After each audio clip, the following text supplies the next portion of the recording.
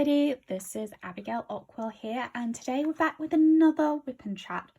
So if you would like to get out whatever it is you're working on, and if you would like to work along with me, that's absolutely fine.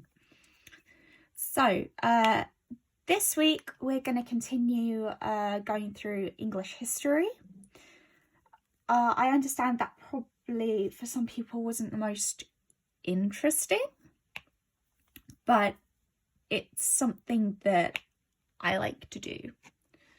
So we're gonna do that this week. As you can see, my trash jar pot has changed. This I got with a freebie with something. Can't remember what it was, but I know I got it as a freebie. Could have been with some wax or something. But I realised that the image that I'm doing for my friend, I'm going to need to put the till on the table. So when I have a bigger project, I will be filming with the till on the table. So I have to obviously negotiate those angles and everything. But anyway, like I said, we're going to continue with our going through history. Last week we did the start of the War of the Roses. So now I'm going to go on to the man that was king for a majority of that, which was Edward VI, or Edward of York. So I hope you're sitting comfortably. You've got yourself a drink. I certainly do. I've got my Diet Coke over there. And yeah, so let's get started. So Edward VI, he was born on the 28th of April 1442, and he died on the 9th of April 1483. So he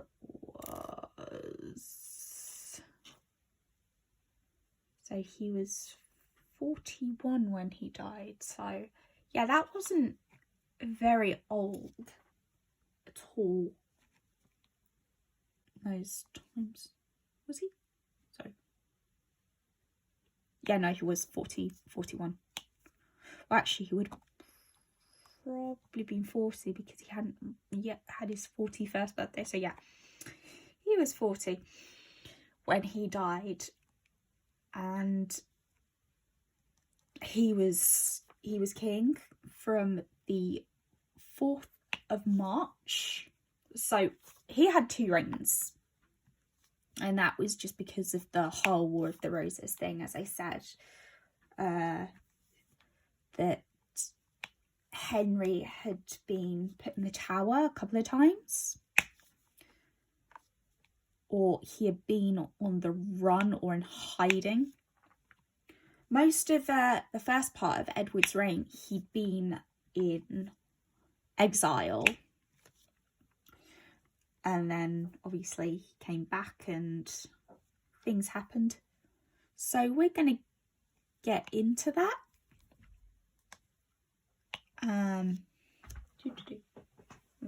Someone's coming in. I don't know if it's a carer.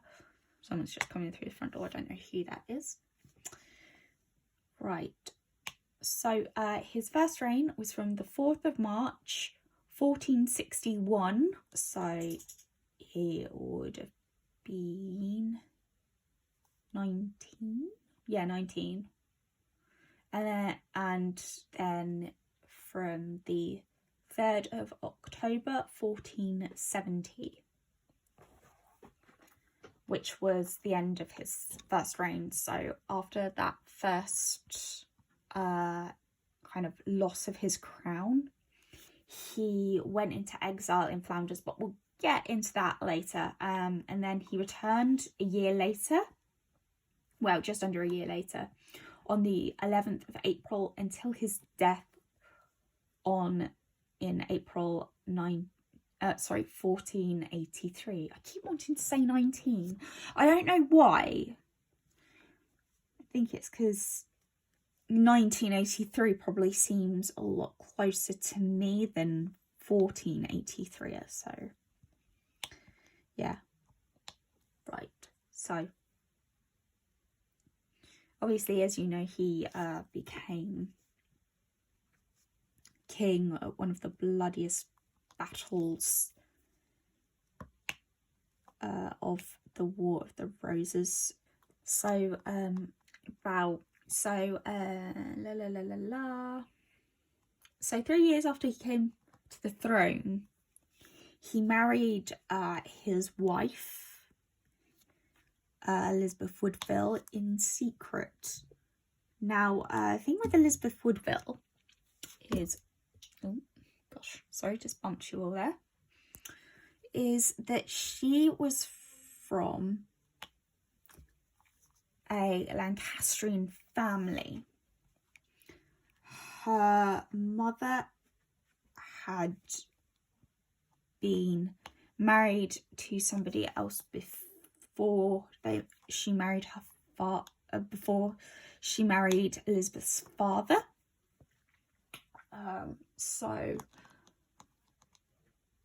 her mother was Jacquetta of Luxembourg, and like I say, she married, who did Jacquetta marry first? I can't think. Oh yes, also I've got the cats in here as well. Oh, hey Middy. I think we might have Midnight coming to say hello. Middy. Hello. You come up. Come on. Where is it, Middy? Come on. You want to say hello to the people?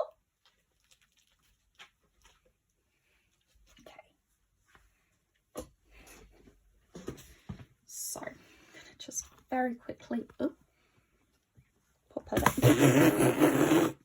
Okay, we now have them. Sorry, I hope you don't get sick on me. Please don't get sick. So, there is my other cat, Midnight. Hey. Right, I think I'm gonna have to do this. Hey, you right? You saying hi to the people? Hello. My ugly mug's now in the shot. As you can see, I've straightened my hair today. I felt like it. Is this gonna be a Pet the Cat WIP and Chat then? Yeesh. Midnight's being a little bit of a mommy's girl at the moment, so.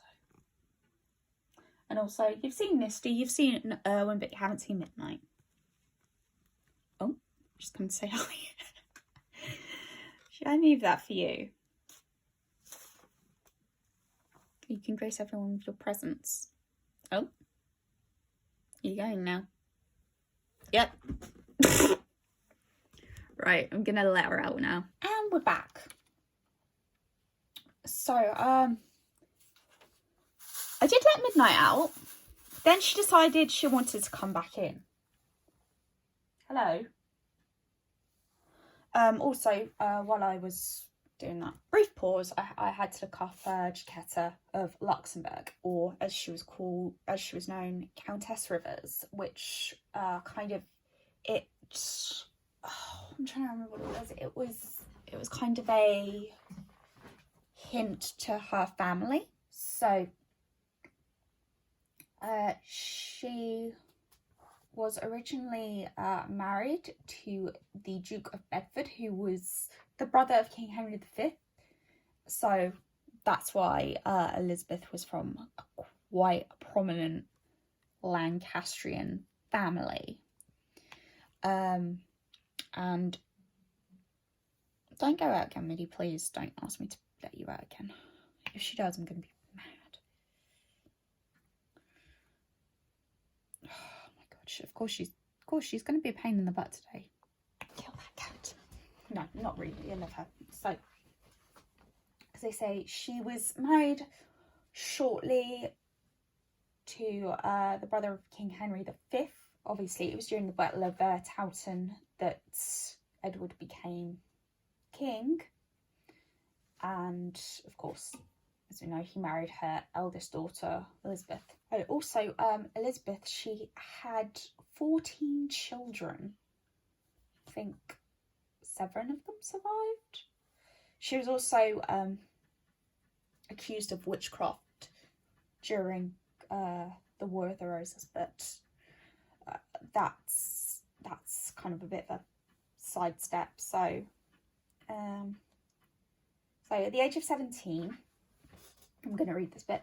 Jacquetta was married to John Lancaster, 1st Duke of Bedford.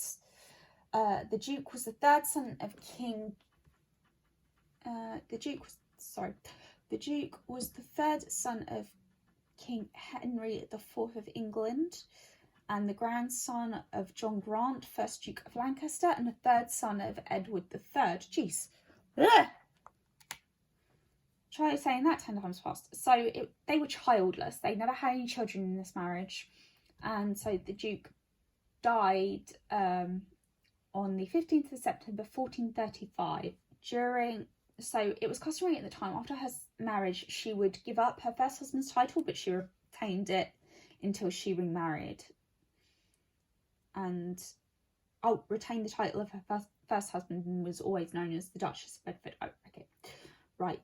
And then, this being higher than Countess Jacquetta inherited 1/3 of the Duke's main estate in her widow estate. So, Richard Woodville, or Sir Richard Woodville, he'd served her late husband because he had been commissioned by Henry VI. Oh, okay. So he was commissioned to bring her to England upon her husband's death. Okay. During the journey, they fell in love and married in secret before the 23rd of March 1437 without seeking the king's permission. That was very frowned upon in that time. If your husband had just died, then as a woman you were actually expected to go through a year of mourning before. Oh no, that's past the year of mourning. Sorry, it was if you were a woman of class, you were expected to seek the king's permission before getting remarried.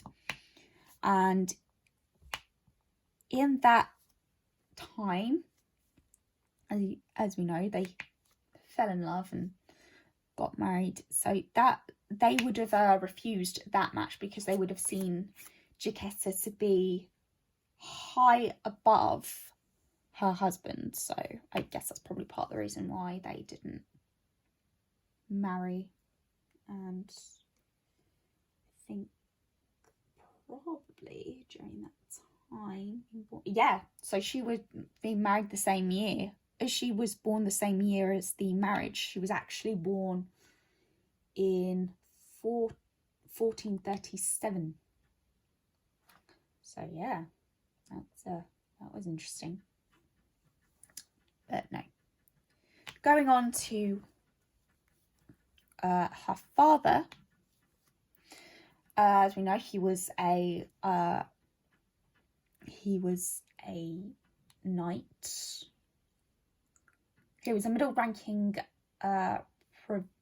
provincial knight.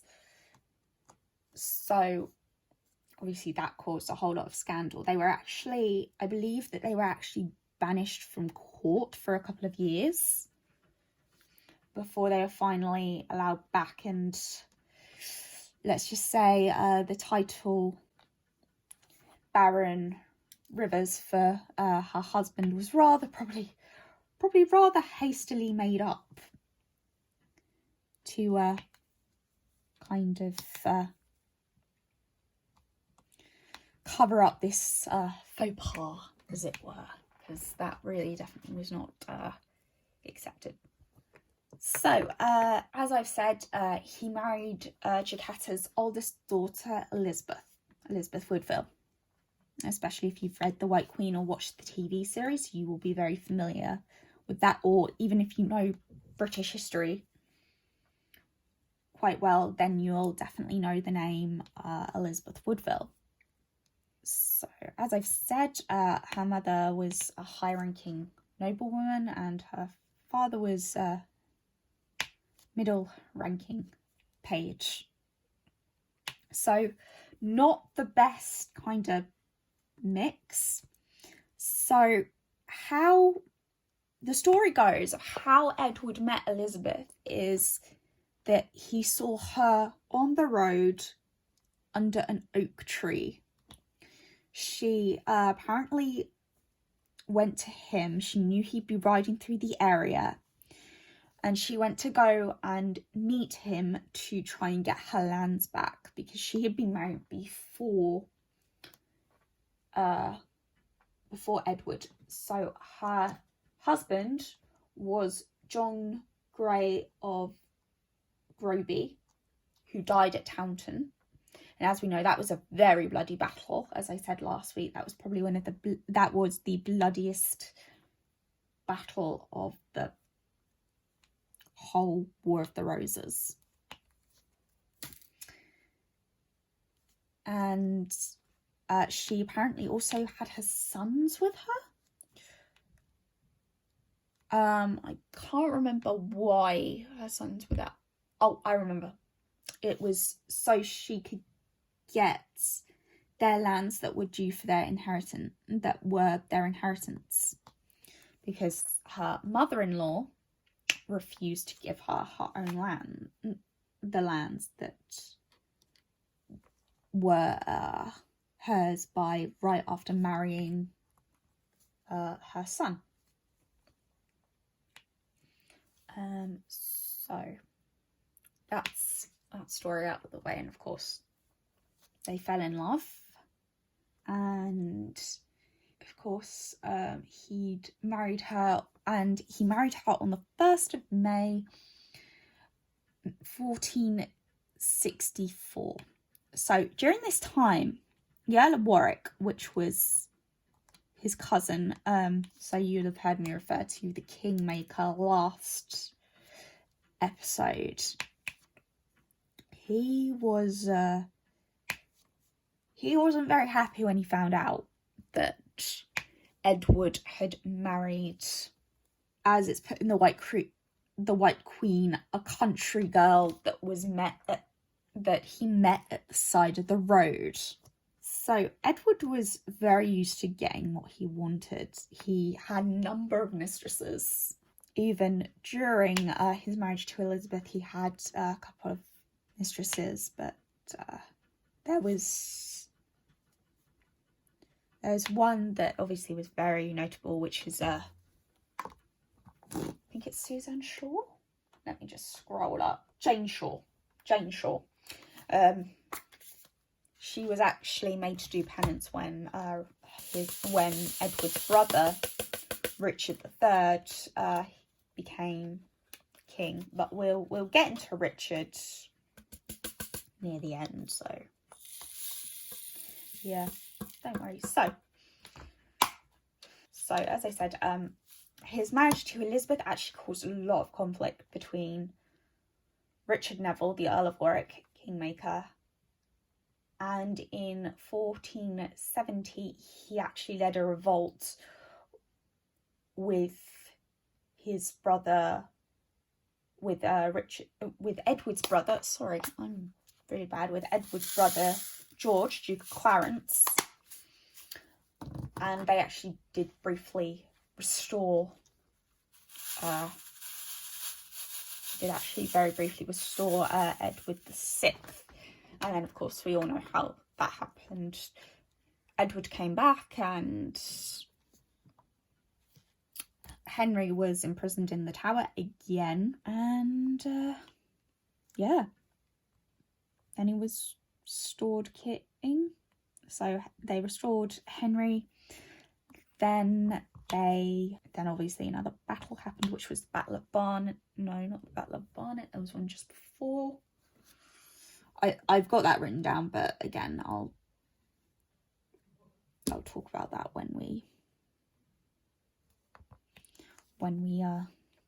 get there. I've got a lot written down, but I'm trying not to read from my notes. I'm obviously trying to elaborate, but it's not easy. And of course, people are talking in the background.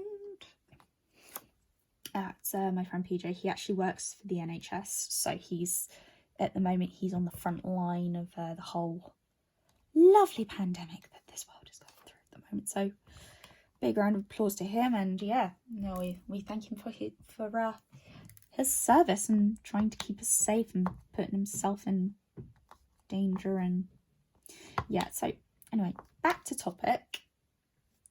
Right, so they're saying that they've restored him. So we're gonna jump back in time to after the Battle of Hexton, which he fought a little while after he'd married Elizabeth Woodville. Actually, I think he might have fought it just after he married her, or something like that. But it was certainly around that time. It was all in the same year. So the Earl of Warwick, Richard Neville, Kingmaker, he was actually Edward's cousin.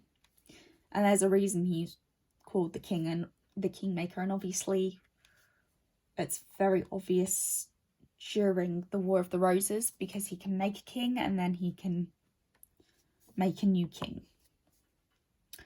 So that's kind of part of the reason why he's called the Kingmaker. So in 1464, the Earl of Warwick, on Edward's behalf, started to negotiate a peace treaty with the French, despite the fact that Edward would have preferred to have a treaty with Burgundy, because, of course, his wife, that Warwick didn't know about yet, was actually related to them. They were cousins. So that was obviously, quite an interesting thing. But he allowed Warwick to negotiate with the French on his behalf. And negotiations for the treaty were going so well that Warwick even suggested, as part of the treaty and as a symbol of their alliance, that the Princess Anne, the Bonnet of Savoy, as she was also known, would marry Edward. So obviously you can already see the problem that we're starting to have. And obviously, so Warwick found out about the marriage in October 1464, and let's just say he was not a very happy bunny.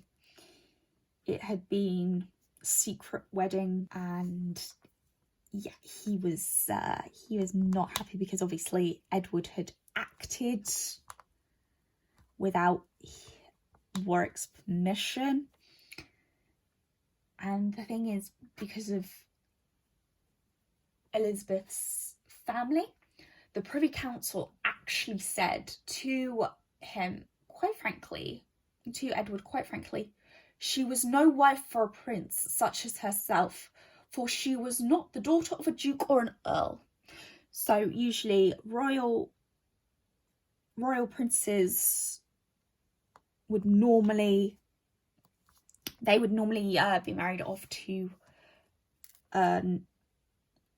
the daughter of a duke or the daughter of an earl. And actually, both of Warwick's daughters actually married his brothers. One was, actually, I think they were, no, they were, well, I guess you could kind of say Richard's wife Anne was kind of without permission, but they got dispensation, so yeah. But yeah, no, Isabella, which was the wife of George, Duke of Clarence, Warwick definitely didn't get permission for her, because when he bought her, oh my god, I'm really bad today. I'm really sorry that I'm just umming and ahhing today. I don't know what's going on. It's probably because it's the end of the week and, you know, I just haven't been able to do this WIP and Chat, and I just want to get it done. So that's probably why I'm really bad at the moment. All right, I'm just going to have a drink and... Okay. Right. Let's try again. So, I didn't write down when he brought him back. That was really bad. But at some point during Henry's reign, I think it might possibly have been in like 1640. Well, it would have been. Let's see when was. So that would have probably been in 1469. I'm going to say 1469. We're going to have a guesstimate on that one. Sorry, let me just see what my next symbol is. It's the and symbol. Okay, fine. It's 803.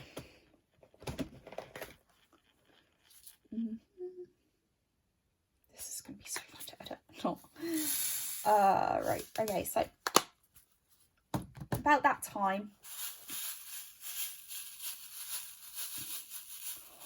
Warwick found King Henry VI and locked him up in the Tower, because he obviously wasn't very happy that his daughters hadn't got married yet, and all of Elizabeth's siblings were basically being secured all the good matches at the time. So yeah, there was always a little bit of a rivalry between the Warwicks and the Woodvilles. That's quite prominent, especially because I think initially he wanted to marry Edward to his eldest daughter, Isabella, who married George. And obviously he asked, Edward obviously asked, what reward would you like for bringing me the king, King Henry? And so he asked that both of his daughters to be given in marriage to the king's brothers, which would make them richest ladies in the kingdom under Elizabeth. Because if Warwick's plan succeeded at that time, I think he thought that he would be able to overthrow Edward, or possibly be able to bring him back a bit, because I think he felt with him marrying Elizabeth without his knowledge, I think he felt a little bit usurped. So I think he tried a way to try and hone Edward back in, which obviously didn't work, because Edward refused to give his brothers to Warwick's daughters. But that didn't stop Warwick. You'd have thought that would stop Warwick if the king said no, and of course you had to ask permission to marry. We all saw what happened with Jacquetta. So, as I say, Edward blocked the match. However, Warwick married them in secret in July of that year. He married his eldest daughter, Isabella, to George, Duke of Clarence. So you can imagine how that went down when Edward found out. He was not happy at all. So their mother, the Duchess Cecily, actually, it is believed that she knew about the match and didn't try and stop it. Also, George was, I think, was her favourite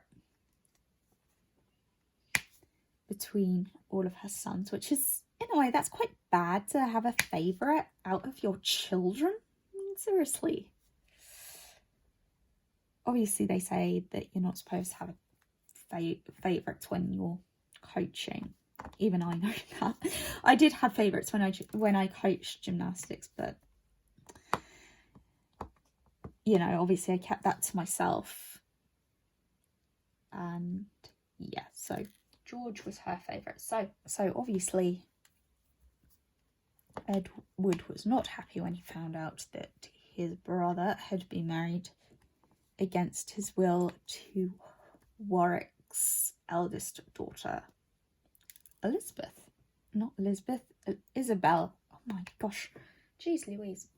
So next year, we are now in, we're now in 1470. We've had to jump a little bit. The Earl of Warwick starts to lead numerous revolts against Edward. He believed that by marrying Isabella to George, it would possibly give the country kind of almost excuse to go against Edward, because he did try on numerous occasions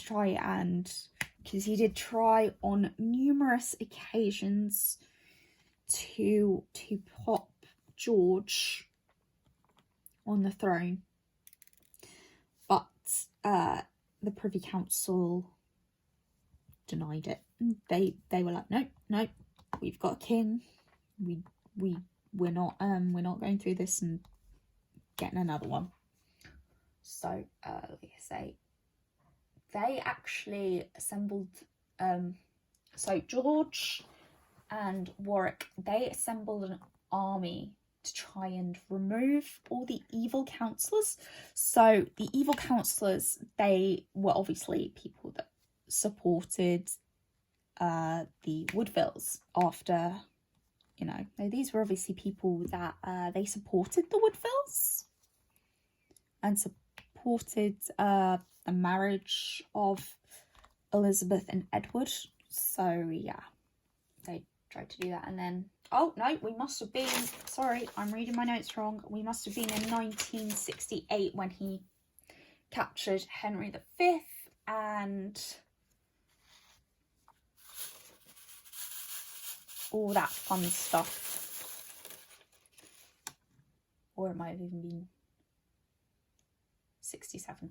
It was probably 67 to 68, because in 69, on the 26th of July 1469, Edward was actually defeated at Edgecote. So this was the first kind of attempt that Warwick took to try and replace Edward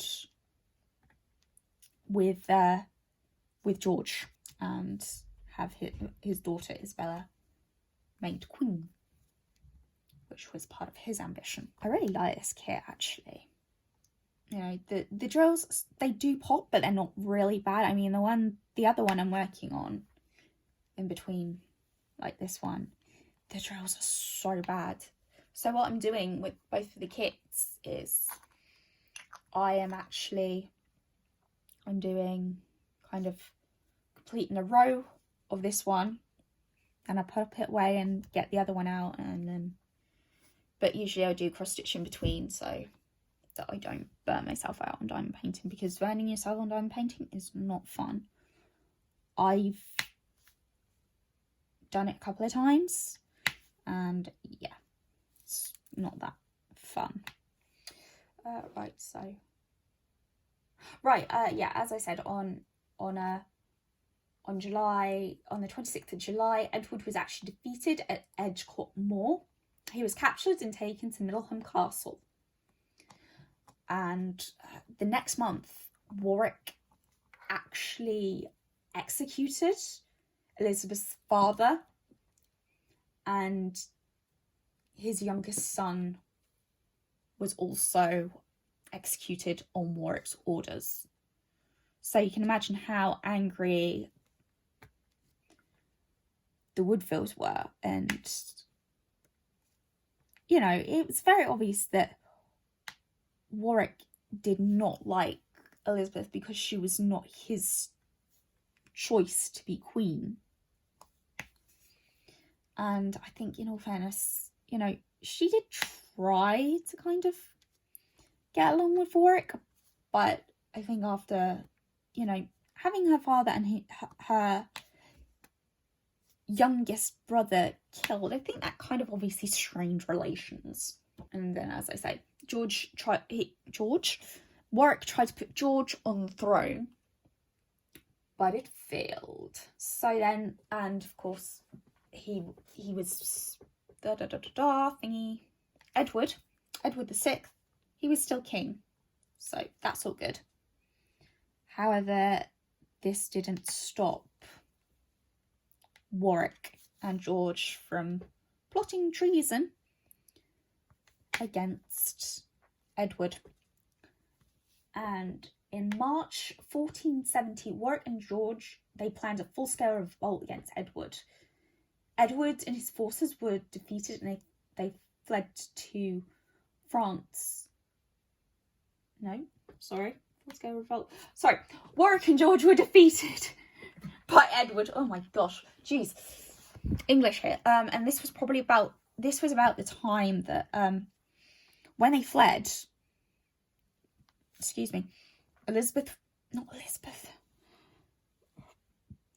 Isabella was pregnant, and she actually lost a child on the ship.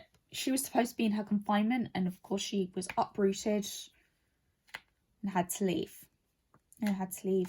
What she knew behind and go and live in France. So, as I said, Warwick and George, along with everyone that supported them, they fled to France, and the French actually begged them to go to Margaret of Anjou and ask for her support to try and get, because Warwick realised that he would never be able to get George on the throne, so he decided to change tack and try and get Henry VI back on the throne. So he went to Margaret, and according to sources, he was on his knees for a full 15 minutes in silence in front of her. There's one bit that I love in The White Queen, of when they do that scene, and he's kneeling, and she says, "I always knew I would find you on your knees." Sorry, it was that.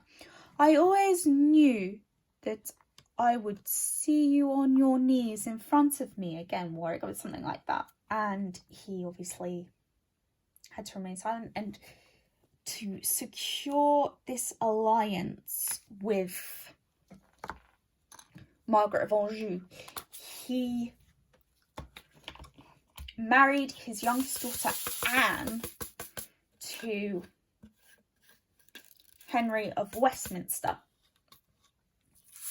who was obviously the son of Margaret and Henry VI. That marriage did not last very long. So on the September of that year, Warwick landed in England. This was obviously after the whole marriage and a whole lot of planning and plotting against Edward to try to think of a plan to reinstate Henry VI.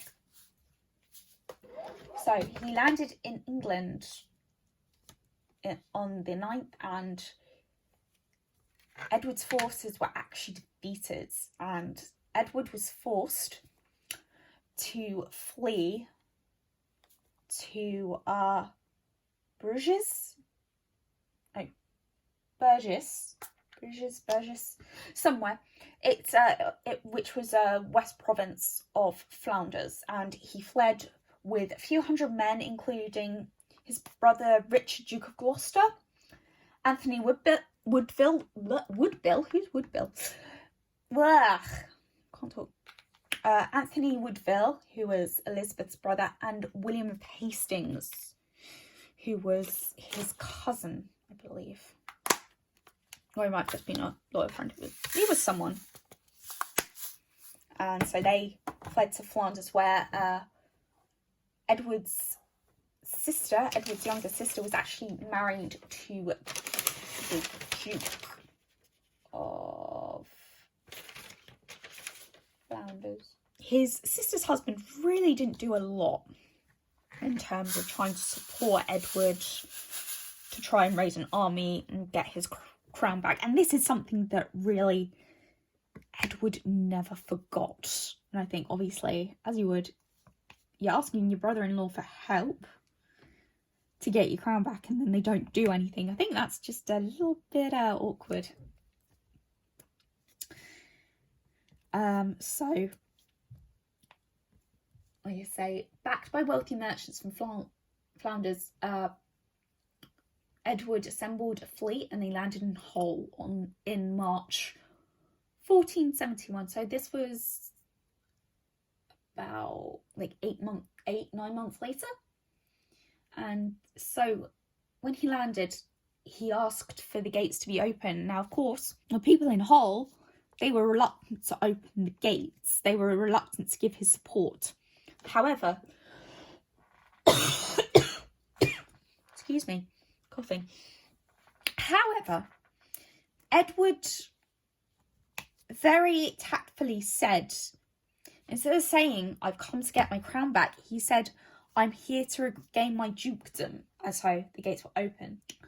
So again, they got support, they got an army together, and so while they were on their way, as I said last time, when Warwick was leading the Lancastrian forces, they regained most of the country apart from London. The capital was still very loyal to Edward, and so they didn't manage to regain London. And while Henry was hiding out, Edward's forces actually found their camp, got him, obviously recaptured him. They marched into London. Nobody opposed them, and yeah, they marched into London, opposed, and put Henry back in the Tower, as you do. So after this, the Battle of Barnet happened. Now, George had actually left Warwick's side, and Warwick was leading the Lancastrian forces, and they were killed. And Warwick was killed on the 14th of April 1471, and one of Dad's carers has come in. She's got quite a loud voice, so I may have to stop it here. Yeah, I'm gonna have to stop it just temporarily. And we're back for hopefully the last time today. Oh my god, I've been trying to record this WIP and Chat since this morning, and it has not gone well. It really hasn't today. I'm just annoyed that we've been having, obviously, work on the house, so it's been a little bit noisy, and I was going to do it before lunch, but the COVID people, they called my dad up to talk to him about his COVID jab, and he decided to get my brother, who is our painter and decorator, to have a conversation to the vaccination people on the stairs on Dad's phone. So that was fun. I was really jacked because I'd actually said to my dad, I'm going to try and record. Can you please just keep the noise level, you know, down? And I think my dad's got selective hearing disorder. He can be such a pain in the butt at times. It just annoys me when he's just, when everybody else is making noise when he wants to watch something. That's not okay. But the moment that we want to watch something and everyone else is talking over it, and he's talking over it, sorry, that's suddenly okay. So yeah, it has been a fun 5 minutes today. Right, where was I? Oh yes, we're on the Battle of Barnet. Well, Warwick was killed on the 14th of April, 1471. It was apparently a really quick battle. And it was reported to have been a very foggy day. And they managed to sneak up on the Yorks managed to sneak up on the Lancastrians. And before they knew what had hit them, you know, it was over. And then later there was a second battle, just under a month later, on the 14th of May in Tewkesbury. Now this was where Margaret of Anjou had taken her forces. Originally, the plan was that Warwick would secure the capital and deal with Edward, and then he would come up and join them at Tewkesbury. Obviously, that didn't happen. Now, Anne had no idea that her father had died, so when they got to Tewkesbury, she obviously found out the news that her father had died. So she, Margaret of Anjou, and her husband, Henry of Westminster, were obviously all at Tewkesbury Abbey. And yeah, they tried to get, I think the Lancasters tried to get Anne out and away because she was still the Princess of Wales, but obviously that failed because Henry of Westminster, the son of Margaret and Henry VI, he was actually killed at Tewkesbury. Margaret of Anjou was captured and sent to the Tower, and soon after the Battle of Tewkesbury, Edward VI died. The official statement was that he had died of a melancholy heart. Basically, he was very upset about the death of his son, and he decided to snuff it. But what most people think is that Edward had him killed so that he wouldn't be a threat to his rule anymore. So now we're gonna jump forward 3 years later. Everything had been fine, but there was another rebellion. This was the final significant one to Edward's rule, and it ended in March 1474, where John de Vere, I don't know, the 13th Earl of Oxford, he surrendered, but it was suspected that Edward's brother, George, Duke of Clarence, was actually involved with this plot. And God, this is getting really fun, honestly. The amount of pauses, my phone just got really full, so had to start that again.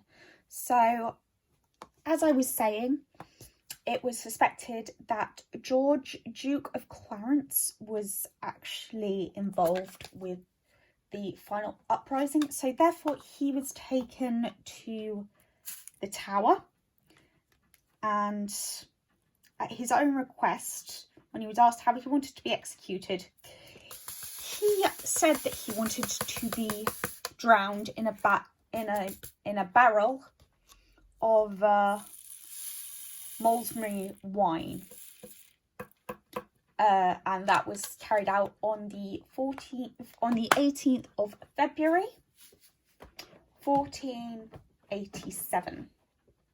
So the final chapter is that we will jump ahead,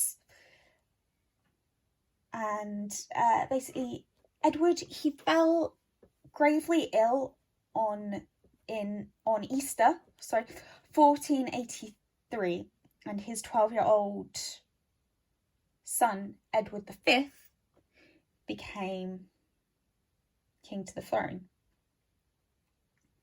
And Edward was buried at St George's Chapel at Windsor Castle, and he was the first monarch to ever be buried there. However, as we know, or if you don't know, if you're new, Edward's son was never crowned, and he and his brother actually became two princes in the Tower. We think fairly recently we actually did find them. There had been a contemporary source that there had been a box of bones that had been buried under the west staircase. I'm trying to remember when it was in 2000s they actually finally excavated that, and they found two skeletons of two boys, which were around 12 and 9, I want to say, which was about the same age the boys were. So when Edward died, his other brother Richard was appointed Lord Protector, and he put the boys in the Tower for their own protection. And he was actually, as I said, Edward V was never actually crowned, and their uncle Richard, Duke of Gloucester, was crowned king, and his wife, who was the Earl of Warwick's youngest daughter, and he married her a few years before, and they became king and queen. There's one thing that obviously it has been speculated that Richard had the boys murdered. I don't actually believe that. I came across a theory a couple of years ago about Margaret Beaufort, who was Henry VII's mother, and as I said last episode about their really loose claim to the throne, I think it was most likely her, because she believed she'd had a premonition from God saying that her son would be king. So yeah, and as I said, their claim was very loose. So I'm going to leave it there. And yeah, I hope you enjoyed this episode. I hope it wasn't too rambly, but please like, comment and subscribe, and I'll see you guys all next time. Bye.